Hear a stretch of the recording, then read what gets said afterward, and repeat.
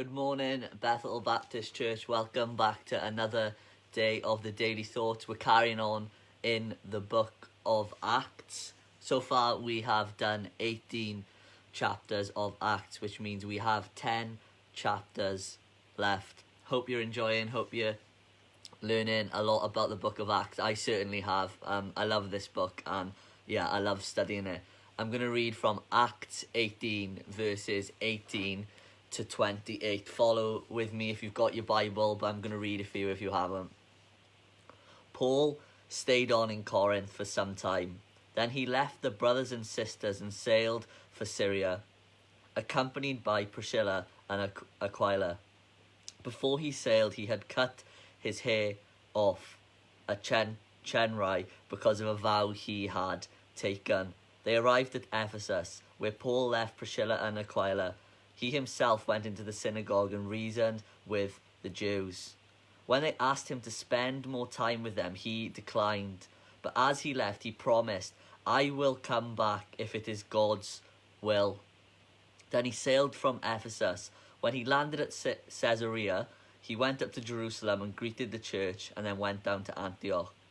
After spending some time in Antioch, Paul set out from there and travelled from place to place throughout the region of Galatia and Phrygia, strengthening all the disciples. There's some great words in here.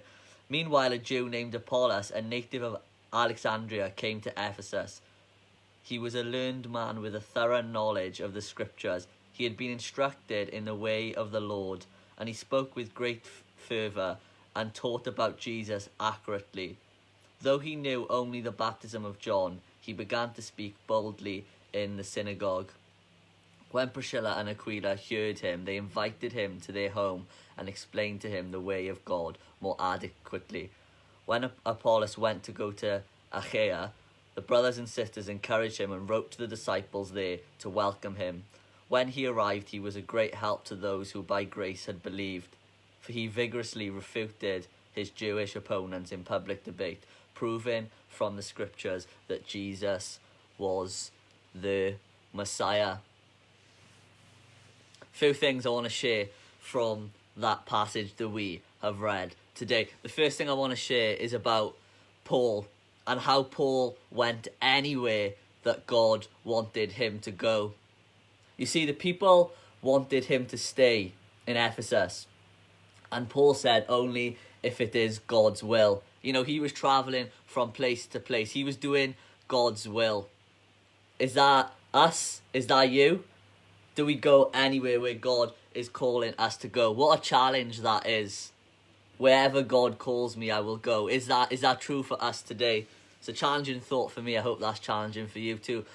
Another thing is that Paul, when he left places, he didn't leave them like in the lurch. Like he equipped people to teach in those specific places. Like he left Priscilla and Aquila in Ephesus and then left. You know, he sort of equipped people ready to go into the world, into the places that they were. He sort of didn't leave them on their own.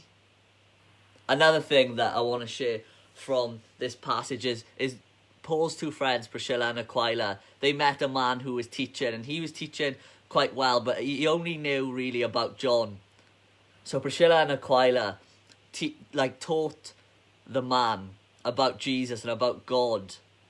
They invested their time in new leaders, in potential leaders, people who were going to teach and grow the community and the faith. They used their time to invest in other people. What does that look like for us today? What does it look like for us to invest in people? It says in the Bible, go into the world and make disciples. And that's what these two friends were doing. They were making disciples. They were teaching people how to teach other people. Disciples making disciples. Is that a church that you want to be? A follower of Jesus, making a follower of Jesus, helping people in this life, because this life is hard.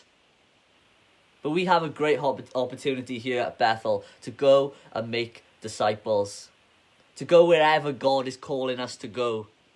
I pray that's an encouragement to you, that Paul was a man that was after God's heart, that he would go where God wanted him to go. After his conversion, his life was radically transformed by the gospel, and he went anywhere for God.